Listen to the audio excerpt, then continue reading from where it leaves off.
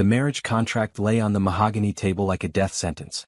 Zara stared at the black ink that would seal her fate, her hands trembling as she held the expensive pen. Across from her sat Marcus Kane, the most feared billionaire in the city, his cold gray eyes watching her every move like a predator studying its prey. The room felt suffocating, filled with the scent of his expensive cologne and the weight of her family's desperation. "Sign it," his voice cut through the silence like ice. There was no warmth, no kindness, just a command that brooked no argument. "Your father's debt won't disappear on its own." Zara's heart pounded in her chest. 3 months ago, she had been a normal 24-year-old working at a small accounting firm, dreaming of saving enough money to help her sick mother. Now she sat in the penthouse office of Kane Industries, about to become the wife of a man who looked at her like she was nothing more than a business acquisition. Her father had gambled away everything they owned and then some. The family restaurant that had been in their family for 3 generations was gone. Their modest home was mortgaged to the hilt. Even her mother's medical bills were piling up, creating a mountain of debt that seemed impossible to climb. When Marcus Kane's lawyers had approached her father with an offer, it seemed like divine intervention. Pay off all debts in exchange for his daughter's hand in marriage. "I need time to think," Zara whispered, her voice barely audible in the vast office. Marcus leaned back in his leather chair, his expression never changing. "You have 30 seconds. Your father signed the preliminary agreement yesterday. This is just a formality." The betrayal hit her like a physical blow. Her own father had sold her without even asking, without giving her a choice. She thought of her mother lying in the hospital bed, too weak to even sit up properly. She thought of the eviction notice that would come next week if the bills weren't paid. She thought of her younger brother's college tuition that they could no longer afford. "What kind of marriage will this be?" she asked, hating how small her voice sounded. "A business arrangement," Marcus replied without hesitation. "You will live in my house, attend social functions as my wife, and maintain the appearance of a happy marriage. In return, your family's debts disappear, and your mother gets the best medical care money can buy." "And what about love?" The question slipped out before she could stop it. Marcus laughed, but there was no humor in it. "Love is a luxury neither of us can afford. I need a wife for business purposes. You need financial security. It's a fair trade." Zara looked around the office that would soon be connected to her life forever. Floor-to-ceiling windows showed the city sprawling below, a reminder of just how high up Marcus Kane lived, how far removed he was from ordinary people like her. Awards and certificates covered one wall, testament to his business success. But there were no personal photos, no signs of family or friends, nothing that suggested this man had ever cared about another human being. "How long?" she asked. "The contract is for 5 years. After that, we can discuss renewal or termination." Renewal or termination. Like she was an employee, not a person. Like their marriage would be just another business deal to be evaluated for profitability. "And if I refuse?" Marcus's expression didn't change, but something flickered in his eyes. "Your father's other creditors aren't as patient as I am. Some of them have very creative ways of collecting what they're owed." The threat hung in the air between them. Zara knew her father had borrowed from dangerous people, loan sharks who didn't hesitate to hurt those who couldn't pay. She had seen the fear in his eyes, the way he jumped at every unexpected sound. "You're forcing me," she said, her voice stronger now. "I'm offering you a solution," Marcus corrected. "A very generous one. Most women would consider themselves lucky to marry Marcus Kane. Most women haven't met you." For the first time, something that might have been amusement crossed his face. "Careful, Miss Johnson. I don't tolerate disrespect. And I don't tolerate being treated like property." They stared at each other across the table, two people from completely different worlds about to be bound together by circumstances neither had chosen. Marcus Kane was everything Zara despised in a person, arrogant, cold, and so rich he thought he could buy anything including a wife. But he was also her family's only hope. "The wedding is in 2 weeks, Marcus said, as if her agreement was already a given. "My assistant will take care of all the arrangements. You'll move into my house the day after the ceremony. What if we can't stand each other? Then we'll do what married couples have been doing for centuries, we'll pretend." Zara picked up the pen again, its weight feeling enormous in her hand. She thought about her mother's smile, the way her eyes lit up when she talked about Zara's future. She thought about her brother's dreams of becoming a doctor. She thought about her father's shame and desperation. "Will you at least try to be kind to me?" she asked quietly. Marcus was silent for a long moment. "I'll try not to be cruel." It wasn't much, but it was something. Zara took a deep breath and signed her name on the contract, sealing her fate. In 2 weeks she would become Mrs. Marcus Kane, wife to a man who saw her as nothing more than a business transaction. As she set down the pen, Marcus stood and walked to the window. "My driver will take you home. Pack light, you won't need most of your old things." "What's that supposed to mean?" "It means your life as you know it is over. Welcome to mine." The wedding dress hung in Zara's childhood bedroom like a beautiful prison. It was everything she had ever dreamed of: silk and lace, perfectly tailored, probably worth more than her family had ever owned combined. But as she stared at it on the morning of her wedding day, all she felt was emptiness. Her mother sat on the bed behind her, still weak from her treatments but determined to be there for her daughter's wedding day. The irony wasn't lost on either of them. The treatments that were saving her mother's life were paid for by the man Zara was about to marry. "You don't have to do this," her mother said softly, though they both knew it wasn't true. "Yes, I do." Zara turned away from the dress. "How are you feeling today?" "Better. The new medication is working." Her mother's voice was stronger than it had been in months. "The doctors say I might be able to go home next week." That was something, at least. Her sacrifice wasn't completely in vain. "Tell me about him," her mother said. "Marcus Kane. What's he really like?" Zara sat down beside her mother, trying to find the right words. "He's cold, powerful. He looks at everything like it's a business deal, including me. But is he cruel? I don't know yet." Zara remembered his promise to try not to be cruel. It wasn't exactly reassuring. "He's paying for everything: your treatment, Dad's debts, Tommy's college. He's giving us a life we could never have afforded. At the cost of yours. Maybe it won't be so bad."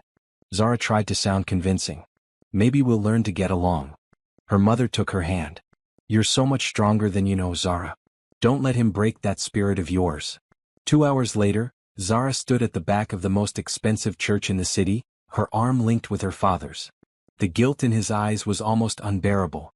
He had sold his daughter to save himself, and they both knew it. "I'm sorry," he whispered as the music began. "I'm so sorry, baby girl." "I know, Dad." The church was full of people she didn't recognize: Marcus's business associates, social contacts, people who had come to witness the marriage of one of the city's most eligible bachelors. None of them were there for her. Her side of the church was nearly empty, just her mother in a wheelchair, her brother Tommy home from college, and a few close friends who still couldn't believe this was really happening. As she walked down the aisle, every step felt like walking toward her doom. Marcus stood at the altar in a perfect black tuxedo, looking like he was attending a board meeting rather than his own wedding. He didn't smile when he saw her, didn't show any emotion at all. He simply watched her approach with those cold gray eyes. The ceremony passed in a blur. Zara heard herself saying the words, promising to love and honor a man she barely knew, a man who had made it clear he expected nothing from her but compliance. When it came time for the kiss, Marcus leaned down and brushed his lips against hers so briefly it barely qualified as contact. It was cold, formal, and completely without feeling. "You may now kiss the bride," the minister said, but it was already over. The reception was held at the city's most exclusive hotel. Zara sat at the head table in her beautiful dress, smiling when expected, nodding when spoken to, playing the part of the happy bride. Marcus sat beside her, occasionally placing his hand on hers for the benefit of the photographers, but never really acknowledging her presence. She watched him work the room during the cocktail hour, moving from group to group with practiced ease. He was charming when he needed to be, commanding when required, always in control. Several women looked at him with obvious interest, and Zara realized she was probably the only woman in the room who didn't find Marcus Kane attractive. "Congratulations, Mrs. Kane." A woman appeared beside her, elegant and perfectly put together. "I'm Victoria Ashford. Marcus and I used to be close." The way she said close made it clear what kind of relationship they'd had. Zara forced a smile. "Thank you. I have to say I was surprised when I heard about the engagement. Marcus always said he'd never marry for love." Victoria's smile was sharp. "I suppose he didn't." Before Zara could respond, Marcus appeared at her side. "Victoria." His voice was polite but cool. "How nice to see you. Marcus, darling. Your new wife is lovely. So young. If you'll excuse us, I need to introduce Zara to some business associates." He guided Zara away with a firm hand on her back. "Stay away from Victoria," he murmured in her ear. "She likes to cause trouble." "Was she your girlfriend?" "She was convenient. Nothing more." The coldness in his voice sent a chill through Zara. If this was how he talked about someone he'd been intimate with, how would he talk about her?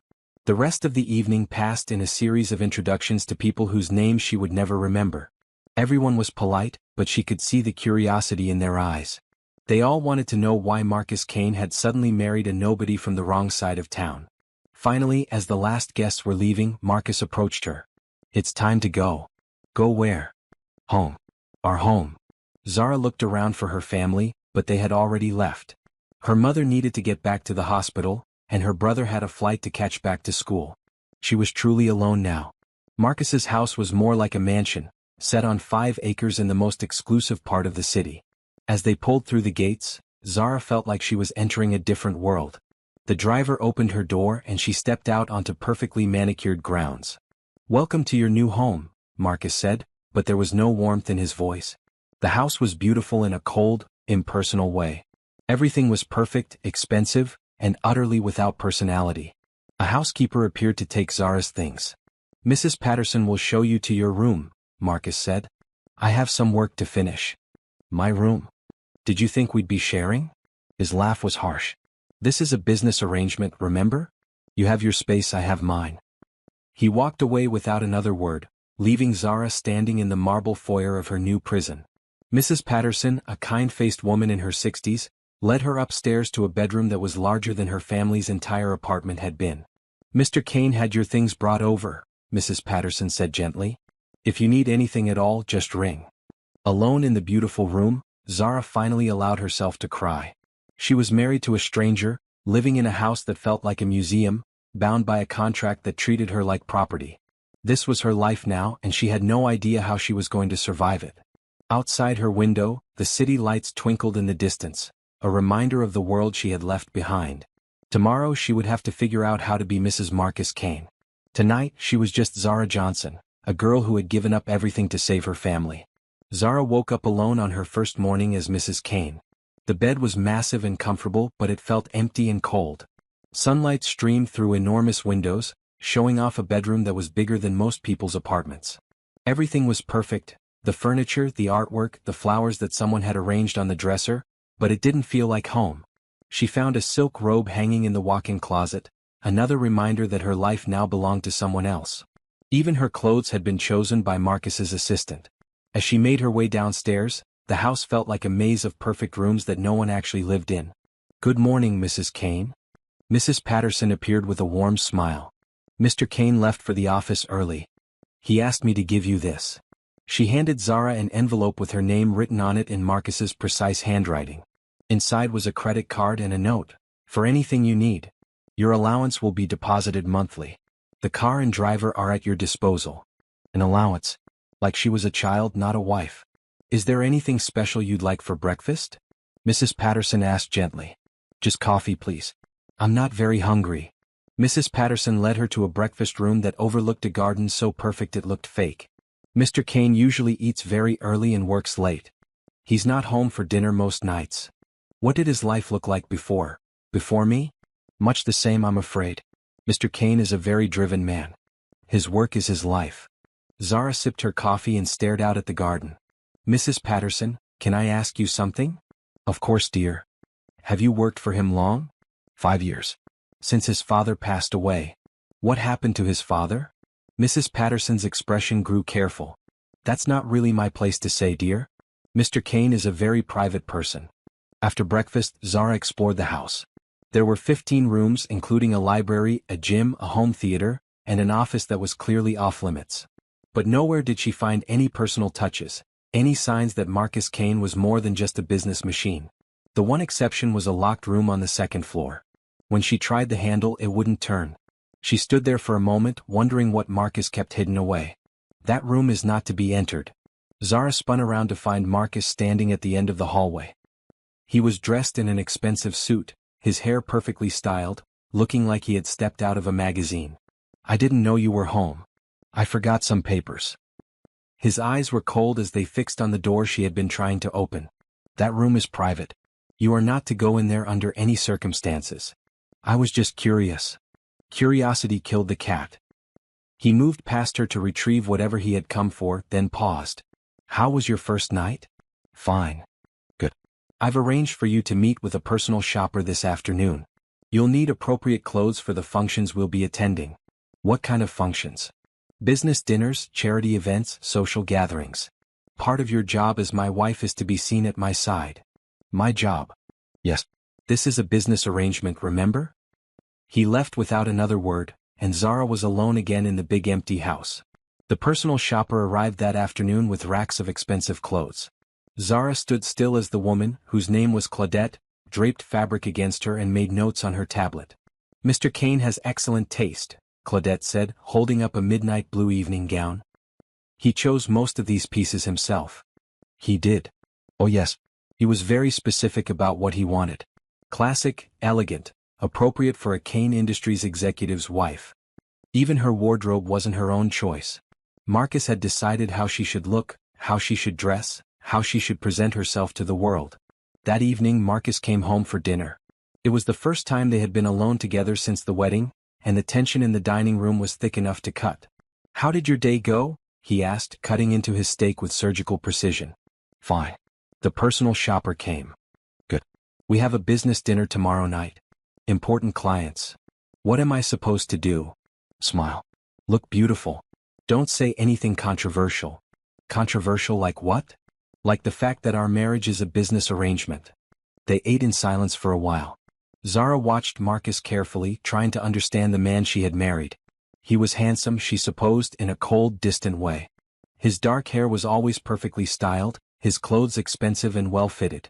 But there was something missing in his eyes, something that made him seem more like a statue than a person. "Marcus," she said finally, "what do you do for fun?" He looked up from his plate, surprised by the question. "Fun? Yes. Hobbies, interests, things you enjoy." "I work." "That's not what I meant." "I know what you meant. Work is what I do. It's what I enjoy. You must do something else. Watch movies, read books, play sports. Those are wastes of time." Zara stared at him. "You think everything except work is a waste of time?" "I think time is money and money is the only thing that matters." "What about happiness?" "Happiness is a luxury I can't afford." "You're a billionaire. You can afford anything." Marcus set down his fork and looked at her directly. "Can I?" "My father thought he could afford happiness. It destroyed him and nearly destroyed the company. I won't make that mistake." "What happened to your father?" Marcus's expression closed off completely. "That's not your concern. I'm your wife. You're my employee. Don't forget that." The words hit her like a slap. Zara stood up, her appetite gone.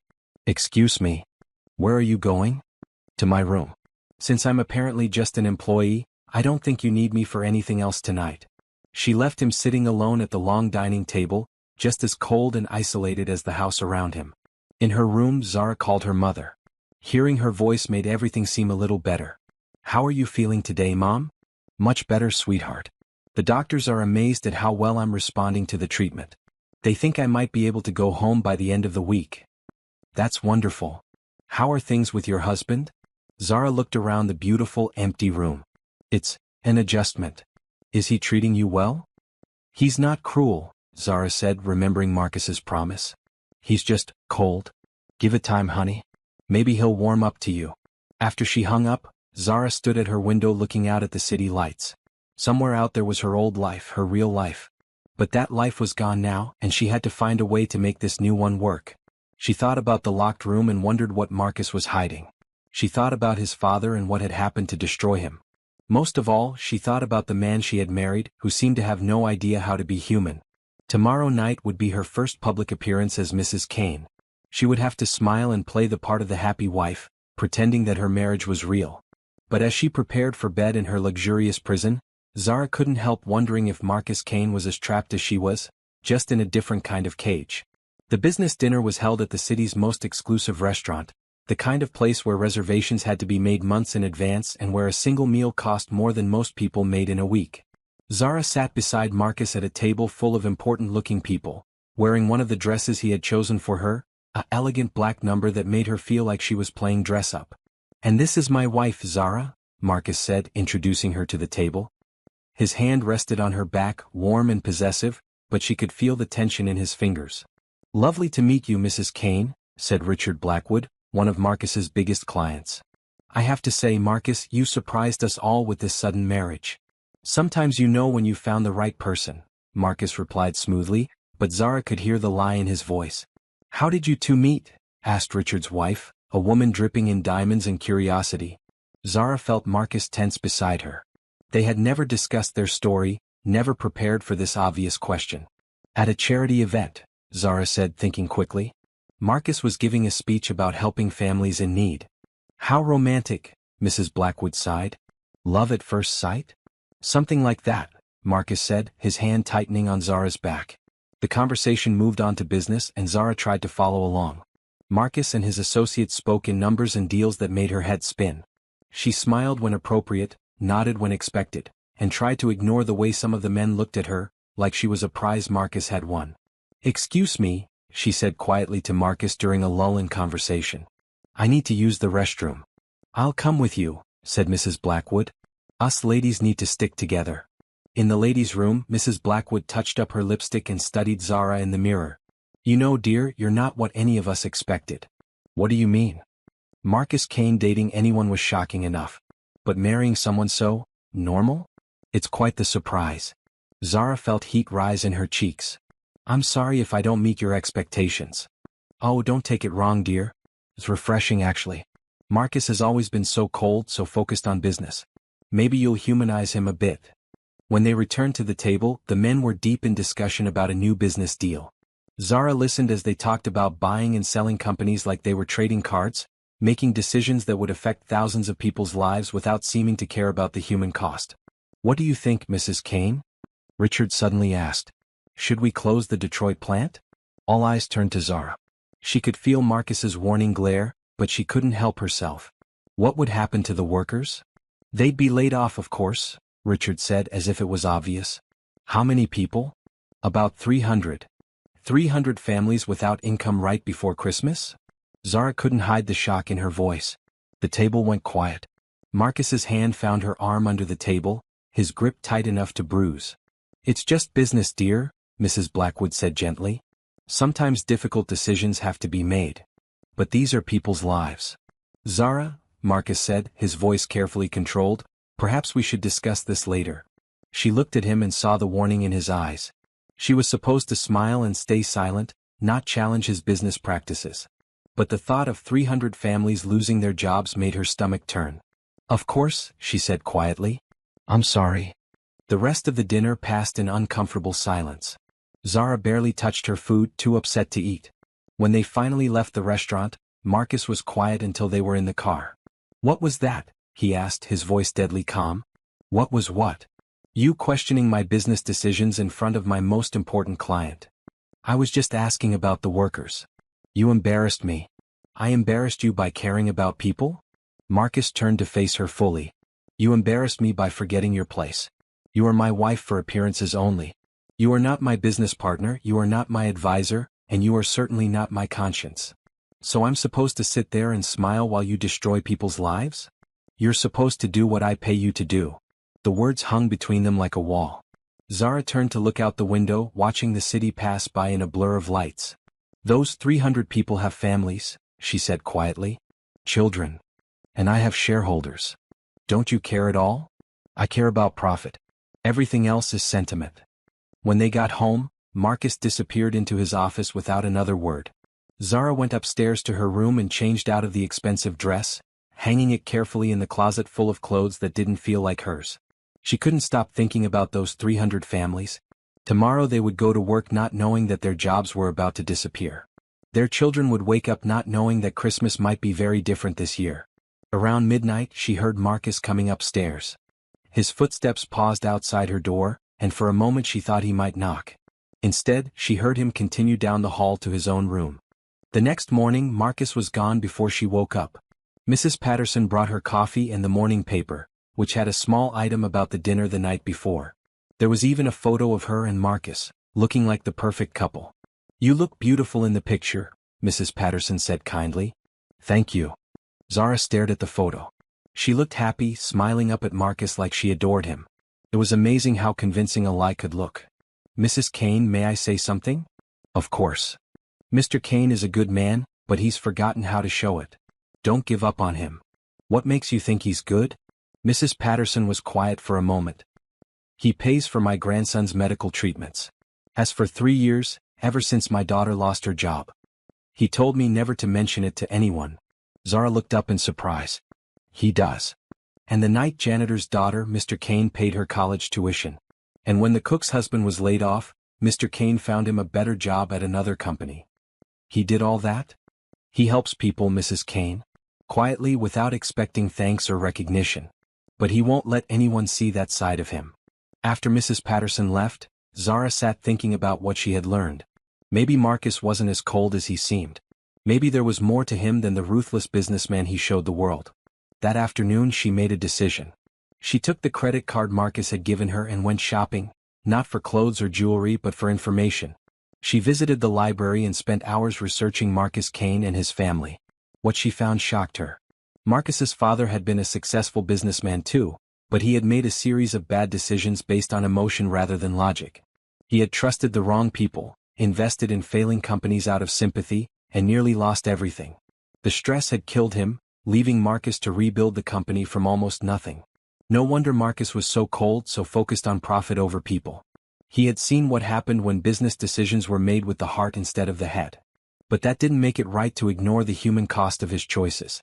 That evening Marcus came home for dinner again. They ate in silence until Zara finally spoke. "I'm sorry about last night." Marcus looked up, surprised. "Are you? I shouldn't have questioned you in front of your clients. But I'm not sorry for caring about those workers. Caring doesn't pay bills." "Maybe not. But maybe there's a way to care and still be profitable." Marcus set down his fork. "What do you mean?" "I spent today researching your company. You could move the Detroit operation to the new facility in Ohio instead of closing it entirely. It would cost more initially, but you'd keep experienced workers and avoid the bad publicity of massive layoffs right before Christmas." Marcus stared at her. "You researched my company?" "I wanted to understand. And you came up with this idea?" "I have a degree in business administration. I'm not just a pretty face." For the first time since she had met him, Marcus Kane smiled. It was small and brief, but it was real. "No," he said quietly. "You're not just a pretty face." The next few weeks fell into an odd routine. Marcus would leave early for work and return late, often after Zara had already gone to bed.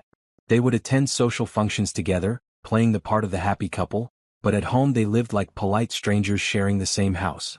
Zara filled her days by exploring the city, visiting her mother who was now recovering well at home, and reading in Marcus's extensive library. She discovered he had excellent taste in books, classics mixed with modern business texts and, surprisingly, some poetry. She couldn't imagine the cold, calculating man she had married reading poetry. One evening, she was curled up in the library with a book of Shakespearean sonnets when Marcus came home earlier than usual.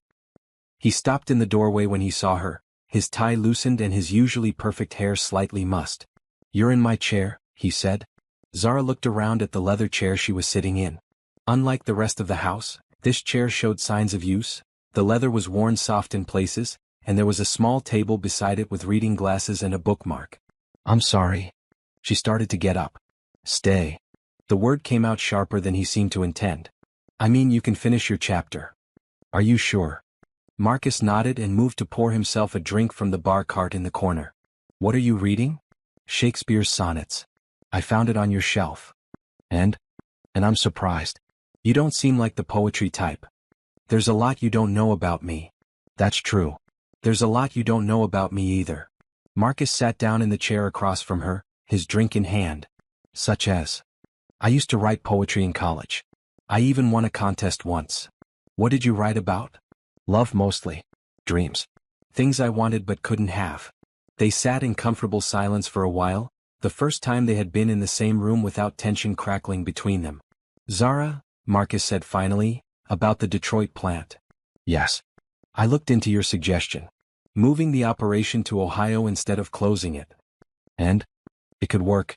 It would be expensive, but the numbers make sense." Zara set down her book. "Really? Don't look so surprised. I'm not completely heartless." "I never said you were heartless. You didn't have to." The next morning, Zara woke to find a newspaper article on her breakfast tray. The headline read, "Kane Industries announces Ohio expansion, saves 300 jobs." She found Marcus in his office, already dressed for work despite the early hour. "Thank you," she said, holding up the article. "Don't thank me. It was a good business decision. It was also the right thing to do." Marcus looked uncomfortable with the praise. "I have a conference call in 5 minutes. Of course. I just wanted you to know. I'm proud of you." Something flickered in Marcus's eyes, something almost vulnerable. Then it was gone, replaced by his usual cold mask. "I'll be home late tonight. There's a charity gala tomorrow evening that we need to attend." After he left, Zara spent the morning helping Mrs. Patterson with household tasks. The older woman seemed grateful for the company, and Zara enjoyed feeling useful. "Mrs. Kane," Mrs. Patterson said as they folded laundry, "may I ask you something personal?" "Of course." "Are you happy here?" Zara considered the question. Was she happy? She wasn't miserable, which was more than she had expected. And lately she had begun to see glimpses of something more in Marcus, something that suggested he wasn't as cold as he pretended to be. "I'm adjusting," she said finally. "Mr. Kane seems different since you arrived." "Different how?" "Softer somehow. He smiled yesterday when he saw the article about the Ohio plant. I can't remember the last time I saw him smile about something that wasn't business-related." That afternoon Zara decided to explore more of the house. She had been avoiding the locked room, but her curiosity was getting the better of her. She tried the handle again just in case, but it was still locked. "Looking for something?" Zara spun around, her heart jumping. Marcus stood behind her, having somehow managed to sneak up on her despite the size of his shoes on the marble floor. "I was just," she began, "trying to break into the one room I asked you to stay out of." "I'm sorry. I was curious." Marcus moved past her to unlock the door with a key from his pocket. "Curiosity killed the cat," he said, but his tone wasn't as harsh as usual. He pushed the door open and stepped inside. After a moment's hesitation, he gestured for her to follow. The room took Zara's breath away. Unlike the rest of the house, this space felt alive, personal, real. The walls were covered with photographs, not the professional shots that decorated the public areas, but candid pictures of Marcus at different ages. There he was as a young boy with a man who must have been his father, both of them laughing at something off camera. There he was as a teenager, awkward and gangly, standing beside a beautiful woman with kind eyes. "Your mother?" Zara asked, pointing to the woman. "Yes." Marcus's voice was soft. "She died when I was 16. In one corner sat an easel with a half-finished painting, a landscape of mountains and sky that showed real talent. Art supplies were scattered on a nearby table, and several completed canvases leaned against the wall. "You paint?" "I used to." Marcus moved to the easel, his fingers tracing the edge of the canvas. "My mother was an artist. She taught me. These are beautiful. Why don't you finish them?" "No time." But Zara could see it was more than that. This room was Marcus's heart, the part of himself he kept locked away from the world. The part that remembered how to feel. "Your father?" she asked, looking at a photo of Marcus and an older man standing in front of Kane Industries. "He built this company from nothing. Worked 16-hour days, sacrificed everything for success." Marcus's voice turned bitter. "Then he started making decisions with his heart instead of his head. Bad investments, trusting the wrong people, trying to help everyone who asked. It nearly destroyed everything he had worked for." "What happened?"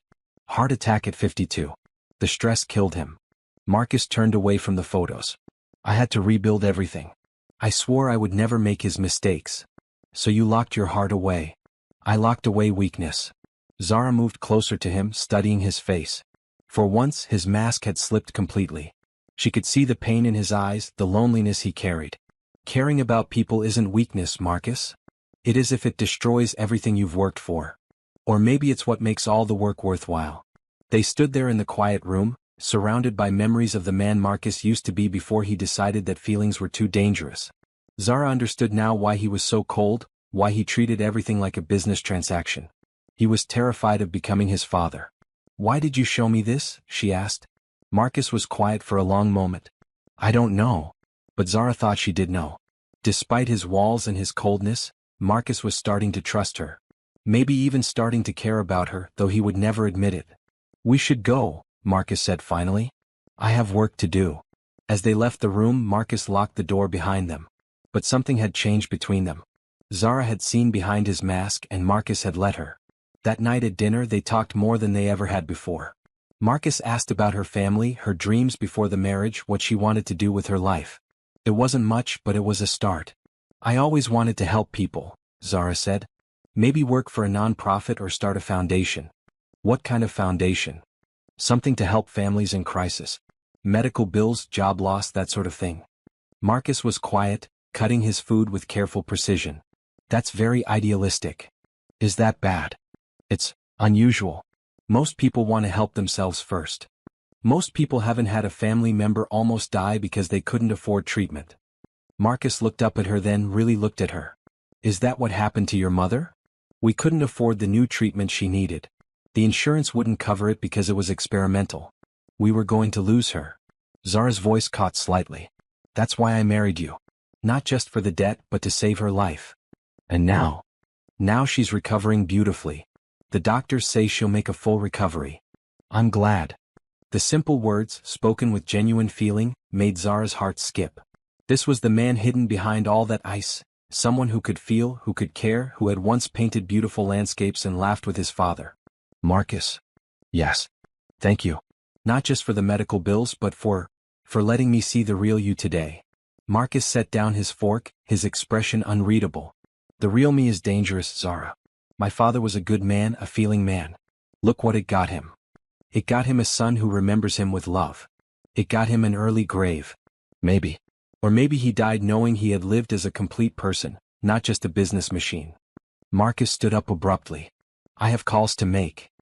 He left her sitting alone at the dinner table, but Zara wasn't discouraged.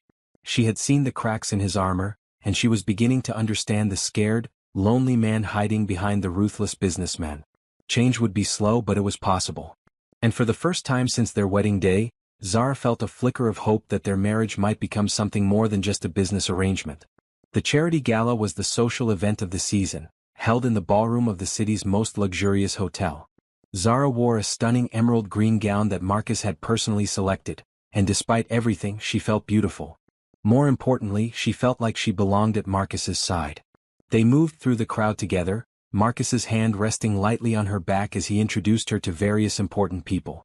But tonight felt different from their previous public appearances. Marcus seemed more relaxed, more genuine in his interactions, and several people commented on how happy he looked. You clean up nice, Kane, said Thomas Wright, another billionaire and one of Marcus's few actual friends. Marriage suits you. Thank you, Thomas. Marcus's arm tightened slightly around Zara's waist. You remember my wife, Zara? Of course. How are you enjoying married life, Mrs. Kane? It's been educational, Zara said with a smile. Thomas laughed. I bet it has. Marcus always was too smart for his own good. As the evening progressed, Zara found herself genuinely enjoying the conversations. Many of the guests were involved in charitable work, and she discovered a shared passion for helping others with several of the women. You should consider joining our board, said Catherine Mills, who ran a foundation for underprivileged children. We could use someone with your perspective. I'd love that, Zara said, glancing at Marcus to gauge his reaction. He nodded slightly and she felt a warmth spread through her chest. During the dinner portion of the evening, Marcus was asked to make a speech about Kane Industries' charitable contributions. As he spoke about the company's various philanthropic efforts, Zara was struck by how passionate he sounded. This wasn't the cold businessman she had married. This was someone who genuinely cared about making a difference. My wife recently reminded me, Marcus said, his eyes finding Zara in the crowd, that business success means nothing if it doesn't improve people's lives. Kane Industries will be expanding our charitable giving next year, focusing particularly on medical assistance for families in crisis. The applause was thunderous, but Zara barely heard it. Marcus had credited her publicly, acknowledging her influence on his decisions. It was a small thing maybe, but it felt huge. After the speeches they danced. Marcus was an excellent dancer, leading her smoothly across the floor as the orchestra played. Other couples swirled around them, but Zara felt like they were alone in their own bubble. You're full of surprises, she said as he spun her gracefully. How so? Dancing, painting, charitable giving. You're not nearly as cold as you pretend to be. Don't read too much into it. But there was no bite in his words, and when he pulled her closer during a slow song, Zara felt her heart race. For a moment, it felt real, like they were actually a couple in love instead of two people bound by a contract. Marcus, she began, but he shook his head. Not here. Not now. The ride home was quiet, both of them lost in their own thoughts. Back at the house, Marcus walked her to the bottom of the staircase. Thank you, he said quietly. For what? For making tonight pleasant. It was such a small compliment, but coming from Marcus, it felt like a declaration of love. I enjoyed it too. They stood there for a moment and Zara thought Marcus might say something more. Instead he stepped back. Good night, Zara. Good night. But as she climbed the stairs, she could feel his eyes on her, and she went to sleep with a smile on her face. The next morning brought unexpected news. Mrs. Patterson knocked on Zara's door with an urgent expression. Mrs. Kane, your mother is on the phone. She says it's important. Zara's heart jumped as she took the phone. Mom? What's wrong?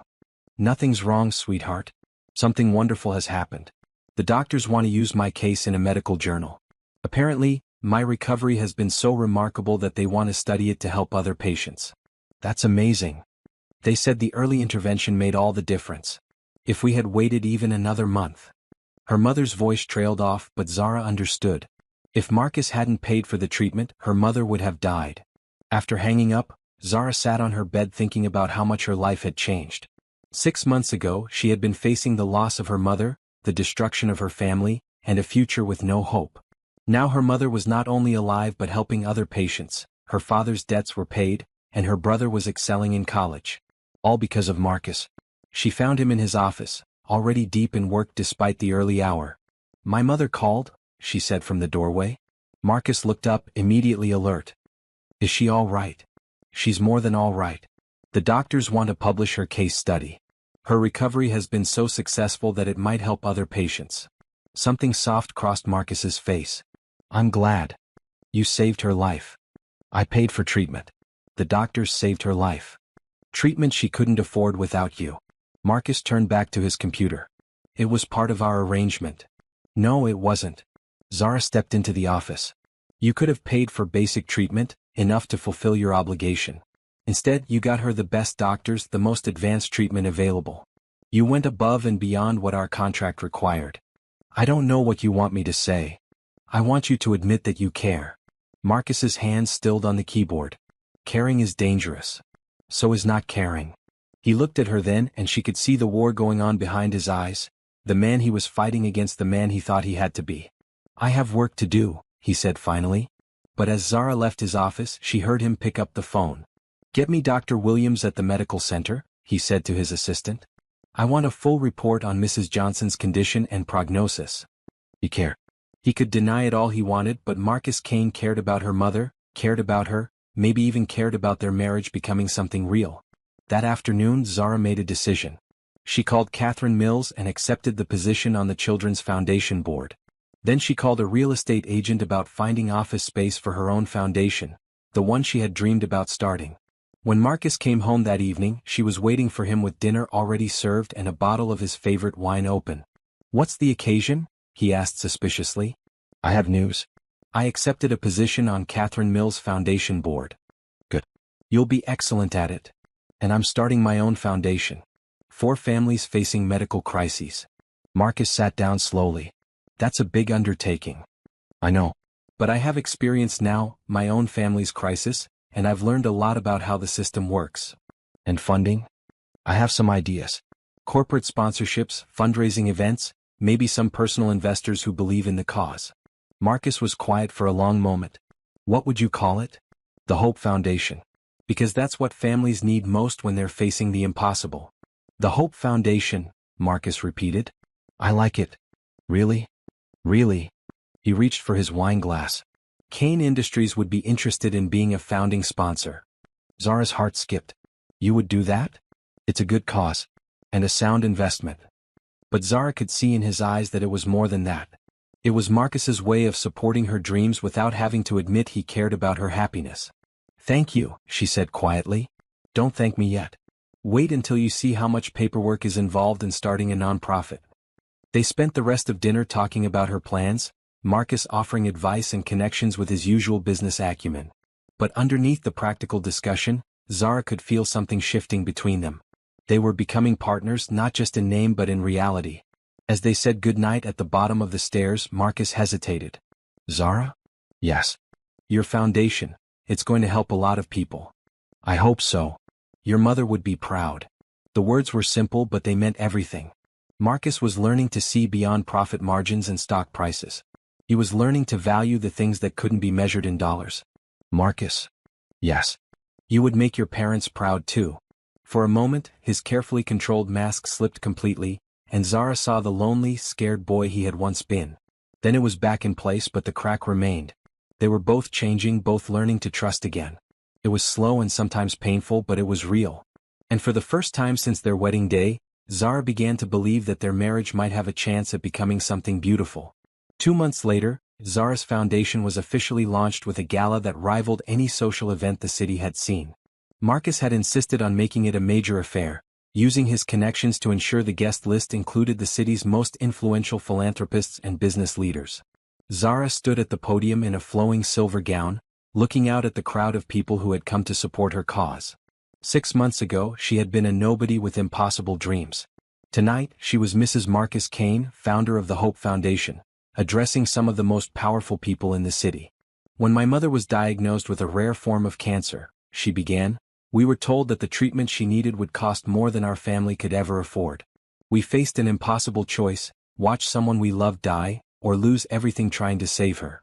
The room was completely silent, hanging on her every word. No family should have to make that choice. The Hope Foundation exists to ensure that medical treatment decisions are made by doctors and patients, not by accountants and insurance companies. The applause was thunderous. As Zara looked out at the crowd, her eyes found Marcus standing at the back of the room. He wasn't clapping, he was just watching her with an expression she had never seen before. Pride maybe. Or something deeper. The evening was a huge success. They raised more money than Zara had dared to hope for, and several major corporations pledged ongoing support. But the best moment came near the end of the night, when a young mother approached Zara with tears in her eyes. My daughter has leukemia, the woman said. When I heard about your foundation, I applied for assistance. Today I got the call, you're going to help us pay for her treatment. Zara felt tears spring to her own eyes. What's your daughter's name? Emma. She's 6 years old. Well, you tell Emma that she's going to get better, and that there are people who care about her. After the guests had left, Zara and Marcus rode home in comfortable silence. She was exhausted but exhilarated, still processing the success of the evening. You were magnificent tonight, Marcus said quietly. Thank you. I couldn't have done it without your help. Yes, you could have. You would have found a way. Zara looked at him in surprise. It was the first time he had ever acknowledged her strength, her capability as separate from his influence. I'm proud of you, he continued, and the simple words hit her like a physical force. Marcus. You're changing things, Zara. Making a real difference. We're changing things. This is your foundation too now. Marcus was quiet for a moment. My father would have loved this. He always said business should serve people, not the other way around. He sounds like he was a good man. He was. Too good maybe? Or maybe good in exactly the right way. When they arrived home, neither of them seemed ready to end the evening. Marcus poured them both a drink and they sat in the library, the room where Zara had first begun to see glimpses of the real man behind the cold facade. Can I ask you something? Zara said, curling up in what had become her usual chair. Of course. Why did you really marry me? And don't say it was just for business appearances. Marcus was quiet for so long that Zara thought he wouldn't answer. When he finally spoke, his voice was barely above a whisper. Because you reminded me of someone I used to be. What do you mean? The day we met, when you challenged me about those workers in Detroit. You weren't afraid of me, weren't impressed by my money or power. You just saw something that was wrong and spoke up about it. Most people would call that naive. Most people would. But my father would have called it courage.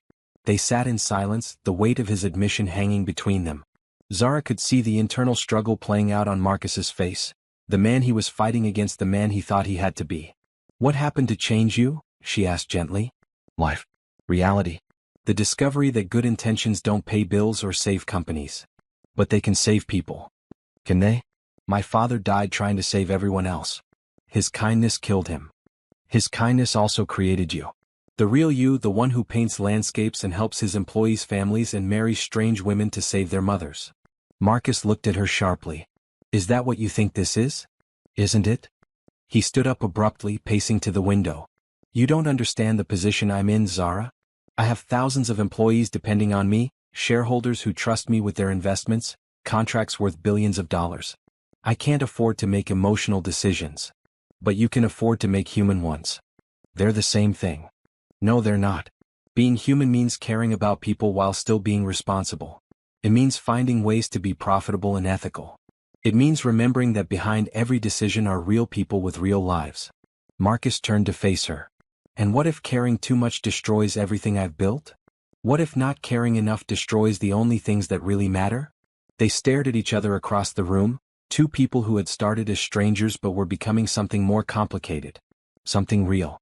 Zara, Marcus said finally, this marriage? Yes.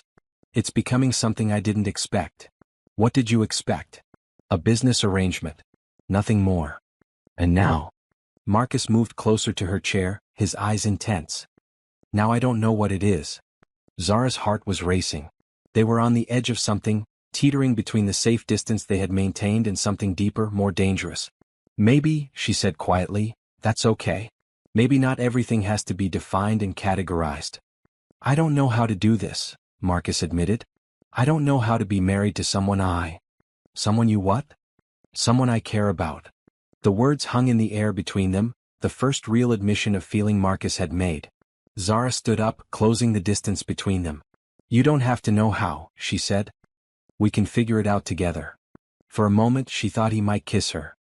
His eyes dropped to her lips and she could see the want there, the longing he was trying so hard to deny. Instead he stepped back. It's late, he said. You should get some rest. Disappointment flooded through her, but she nodded. Good night, Marcus. Good night. As she reached the door, his voice stopped her. Zara? Yes. Thank you. For tonight, for the foundation, for reminding me who I used to be. She smiled. Thank you for letting me. Upstairs in her room, Zara replayed the evening over and over. Marcus cared about her, he had finally admitted it. But caring scared him and she understood why. His father's kindness had led to his death, and Marcus was terrified of following the same path. But Zara was beginning to believe that Marcus's father hadn't died because he cared too much. He had died because he hadn't known how to balance caring with wisdom, emotion with logic. Marcus could learn that balance. They both could. Their marriage was becoming real, whether Marcus wanted to admit it or not.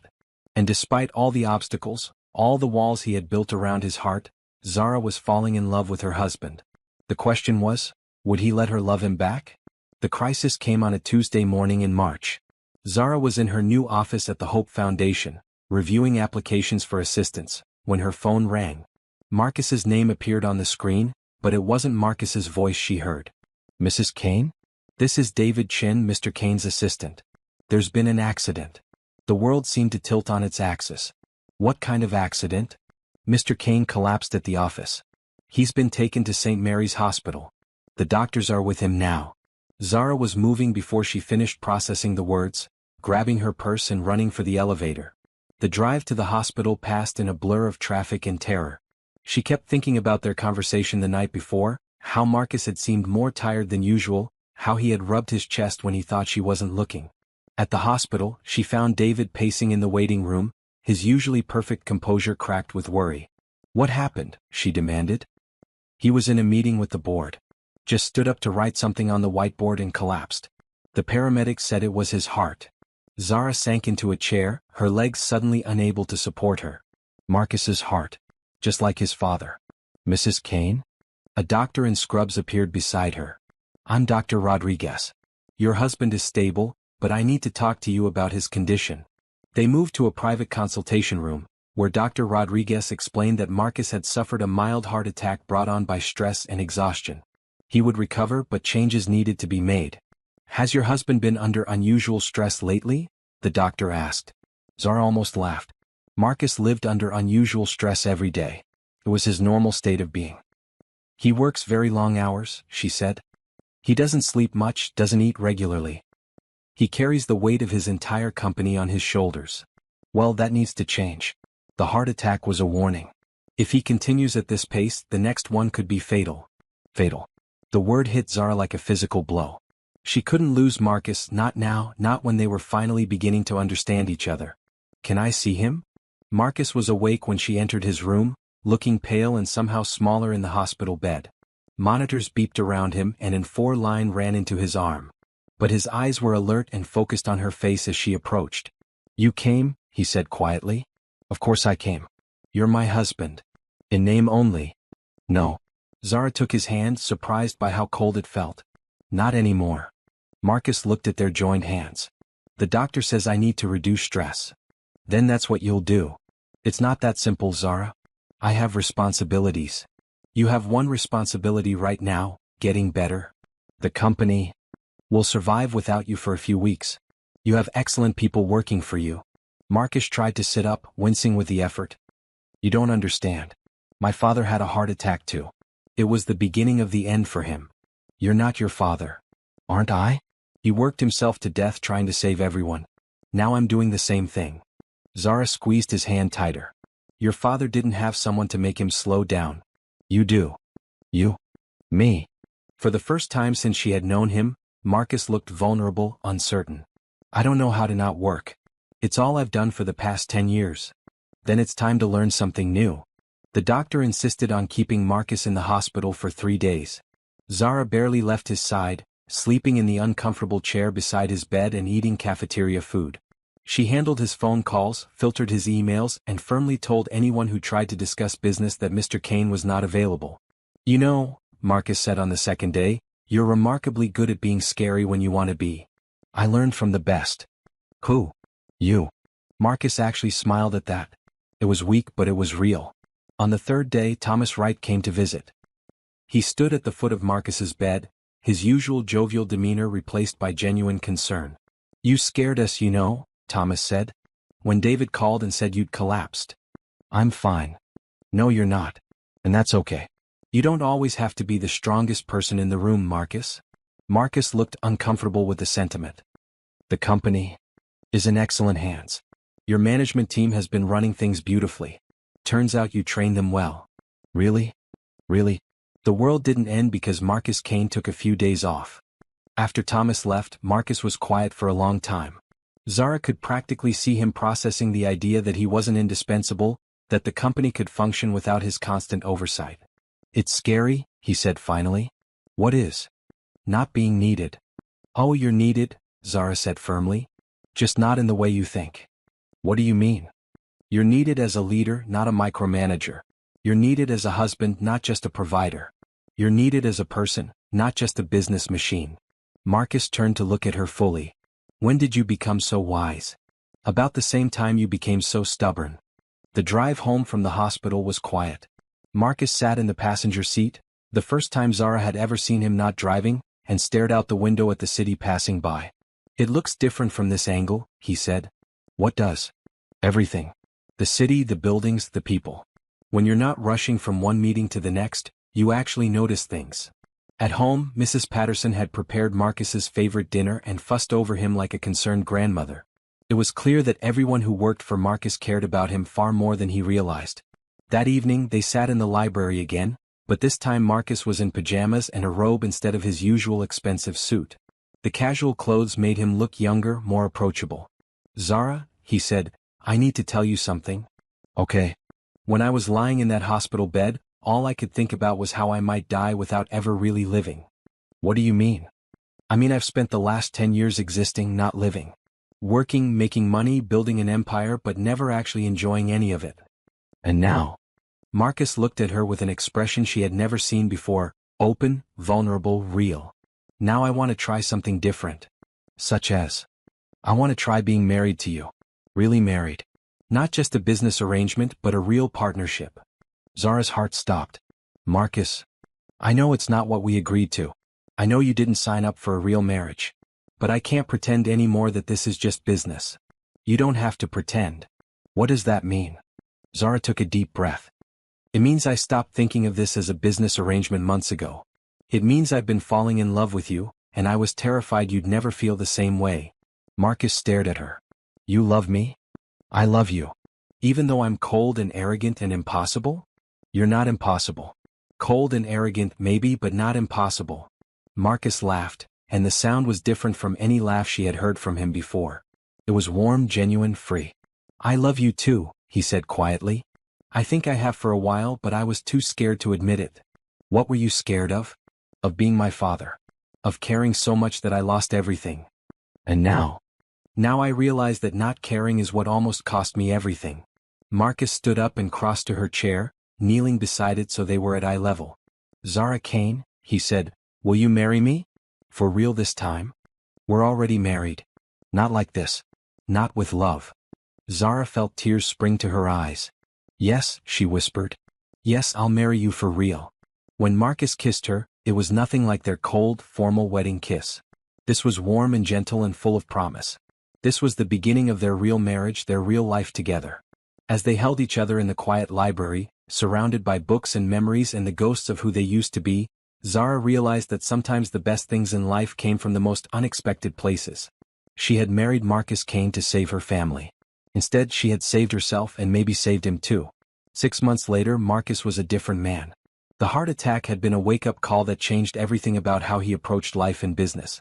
He still worked hard, but he had learned to delegate, to trust his excellent team, and most importantly, to leave the office at a reasonable hour.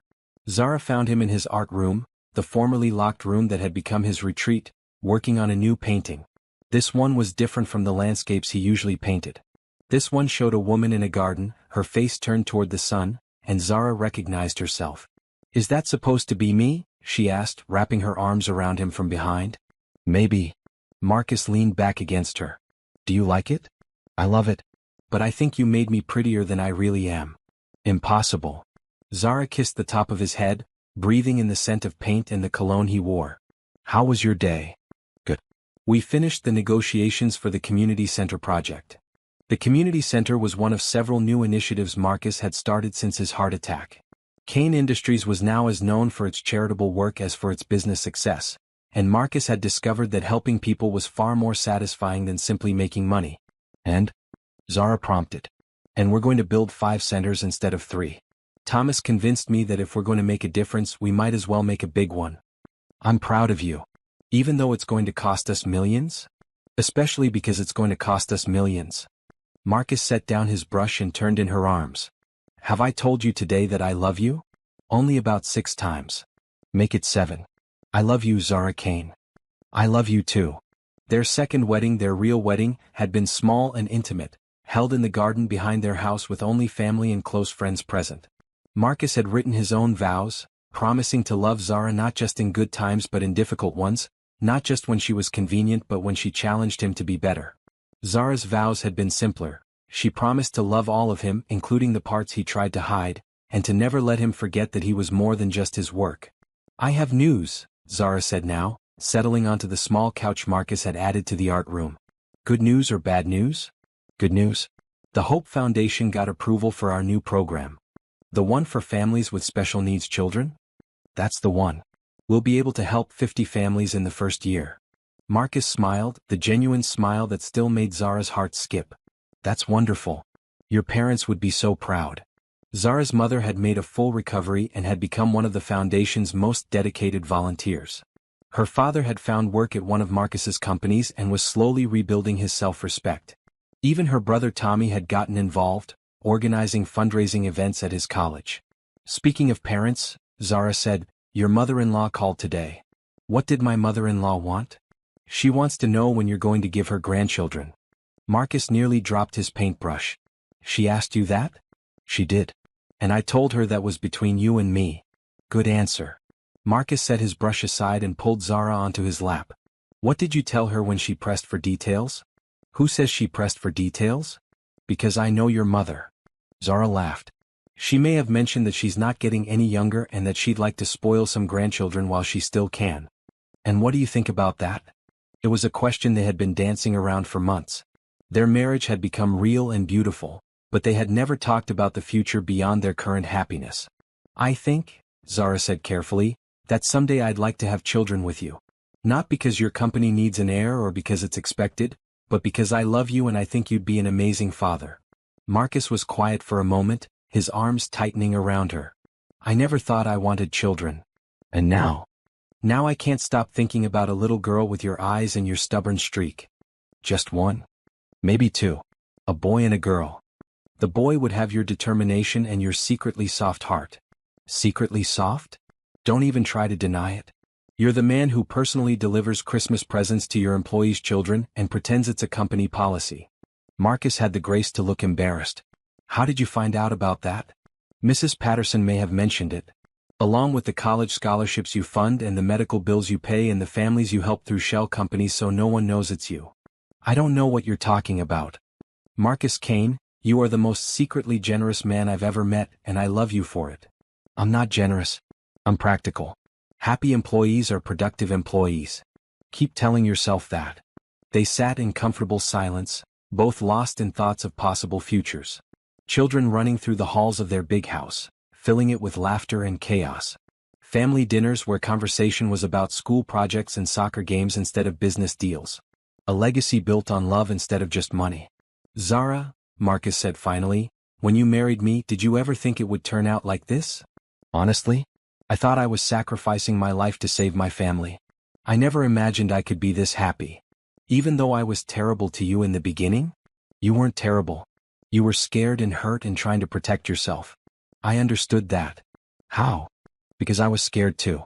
Scared of losing my mother, scared of being trapped in a loveless marriage, scared of losing myself. And now I know that sometimes losing yourself is the only way to find who you're really meant to be. Marcus kissed her softly. I used to think love was weakness. What do you think now? Now I think love is the only thing that makes us strong enough to be truly vulnerable. As evening fell, they made their way downstairs for dinner. Mrs. Patterson had prepared Marcus's favorite meal, and they ate by candlelight in the smaller dining room they had started using instead of the formal one. I have something for you, Marcus said as Mrs. Patterson cleared the dishes. It's not my birthday. It doesn't have to be your birthday for me to give you something. He handed her a small velvet box and Zara's heart skipped. Inside was a ring, not the cold, expensive diamond he had given her for their business arrangement, but a simple gold band with a small sapphire surrounded by tiny diamonds. It was my mother's, Marcus said. I want you to have it. Marcus, I can't take this. Yes, you can. She would have loved you, Zara. She would have loved how you brought me back to life. Zara slipped the ring onto her right hand, next to her wedding band. It fit perfectly. Thank you, she whispered. Thank you for saving me. I didn't save you. Yes, you did. You saved me from becoming someone I wouldn't have recognized, someone my parents wouldn't have been proud of. Later that night, as they got ready for bed in the master bedroom they now shared, Marcus pulled Zara close. I love our life, he said against her hair. Even though it's not what you planned? Especially because it's not what I planned. The best things in life are the ones you never see coming. Like marrying a stranger to save your family and accidentally falling in love? Exactly like that. As they settled into bed together, Zara reflected on how much had changed in just over a year. She had gone from a desperate woman with no choices to a fulfilled woman with endless possibilities. Marcus had gone from a cold, isolated businessman to a man who understood that success meant nothing without someone to share it with. Their marriage had started as a transaction, but it had become a transformation. They had both become better people because of each other. Marcus. What do you think would have happened if we had never met? Marcus was quiet for a moment. I think I would have worked myself to death just like my father.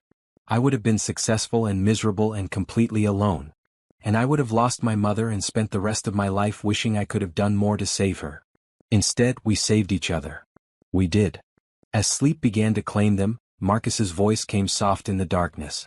Zara? Yes. Tomorrow let's start planning our real future. Children, dreams, everything we want to build together. I'd like that. I love you. I love you too. They were no longer two strangers bound by a contract. They were partners, lovers, best friends. They were exactly what neither of them had known they needed, and everything they had never dared to hope for. The business arrangement had become a love story, and they were just getting started. 1 year later, Zara stood in front of the mirror in their bedroom, adjusting the flowing blue dress that accommodated her growing belly. At 6 months pregnant, she was finally starting to show, and Marcus couldn't keep his hands off her expanding waistline. You're glowing, he said, appearing behind her and wrapping his arms around her middle. I'm sweating. There's a difference. No, you're definitely glowing. It's very attractive. You're biased. Completely. Today was the 1-year anniversary of the Hope Foundation, and they were hosting their biggest fundraising event yet. In 12 months, the foundation had helped over 200 families, and Zara couldn't be more proud of what they had accomplished. Are you nervous about the speech? Marcus asked, his hands moving in gentle circles over her belly. A little. It's a big crowd. You'll be wonderful. You always are. The baby chose that moment to kick and Marcus laughed with delight. He still got excited every time he felt movement, treating each kick like a miracle. "Someone's excited about tonight too," Zara said. "Just like Daddy?" They made their way downstairs, where Mrs. Patterson was waiting with Zara's purse and Marcus's tie pin. "You both look beautiful," she said with tears in her eyes. "I'm so proud of what you've built together." The event was held at the city's convention center, transformed into an elegant ballroom for the evening. As they walked through the crowd, Zara marveled at how many people had come to support their cause. Business leaders, celebrities, politicians, and ordinary families whose lives had been touched by the foundation's work, all gathered together to celebrate hope. "Mrs. Kane." A familiar voice called out, and Zara turned to see Emma's mother, the woman who had approached her at the very first gala. "I wanted you to meet someone." A beautiful little girl with bright eyes and a pink ribbon in her hair stepped forward. She was thin but healthy-looking, with the confidence of a child who had fought a battle and won. "This is Emma," her mother said. "She's been cancer-free for 8 months now." Zara knelt down to Emma's level, her heart full. "Hi Emma. How are you feeling?" "Really good. Mommy says you helped pay for my medicine." "A lot of people help pay for your medicine. We all wanted you to get better." "Thank you." Emma threw her small arms around Zara's neck. "Mommy says when I grow up I can help other kids like you do. I think that would be wonderful." As Emma and her mother moved on, Marcus squeezed Zara's hand. "That's why we do this," he said quietly. "Emma? All of them. Every family we help, every life we change. It matters." The dinner portion of the evening went smoothly, with speeches from local politicians and celebrities who supported the foundation's work. But the moment Zara had been waiting for came when it was her turn to address the crowd. She took the stage to thunderous applause, looking out at the sea of faces that represented so much support and love. "A year and a half ago," she began, "I was facing the worst crisis of my life. My mother was dying, my family was drowning in debt, and I felt completely powerless to help the people I loved most." The room was completely silent, hanging on her every word. "I made a choice that changed everything, not just for my family but for me personally. I entered into a marriage that was supposed to be nothing more than a business arrangement." She found Marcus in the crowd, standing at the back of the room with his arms crossed and a smile on his face. "What I discovered was that sometimes the most unlikely circumstances can lead to the most beautiful outcomes. My husband and I found love in the last place we expected to find it, in each other." The applause was warm and genuine. The Hope Foundation exists because we learned that hope is never lost, even in the darkest moments. Every family we help, every crisis we navigate together, proves that love and determination can overcome almost anything. She paused, her hand moving instinctively to her belly. "In 5 months my husband and I will welcome our first child. This baby will grow up in a world where the Hope Foundation exists, where families don't have to choose between medical treatment and financial survival, where love really can conquer all." The standing ovation seemed to go on forever. As Zara made her way off the stage, she was stopped by person after person wanting to share their stories, to thank her for her work, to congratulate her on the pregnancy. By the time the evening wound down, she was exhausted but exhilarated.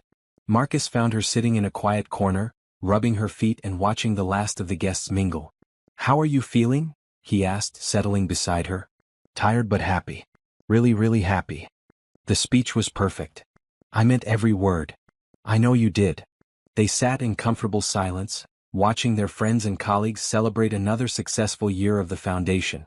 "Marcus," Zara said suddenly, "do you ever regret it?" "Regret what?" "The way we started.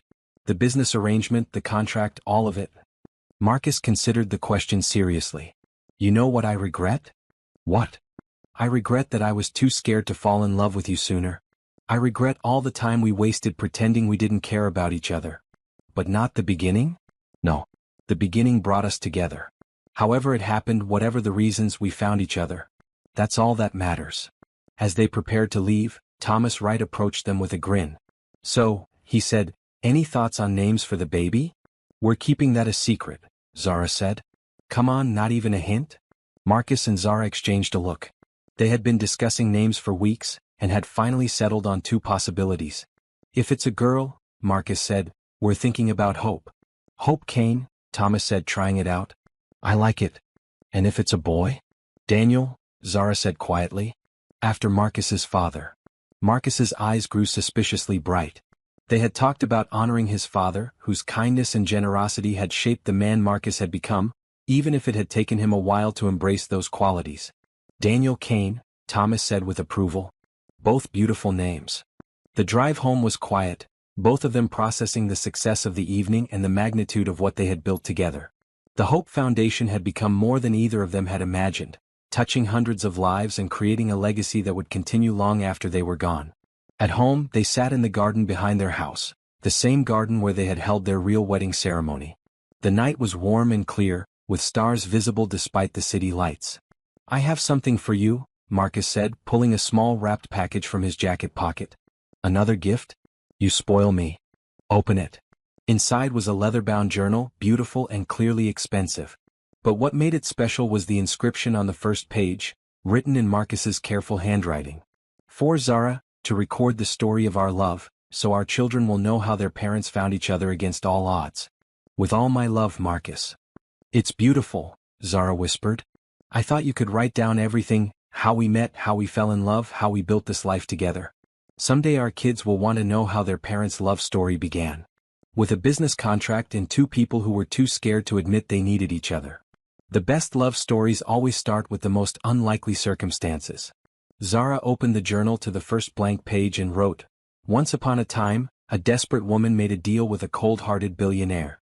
Neither of them knew they were about to save each other's lives.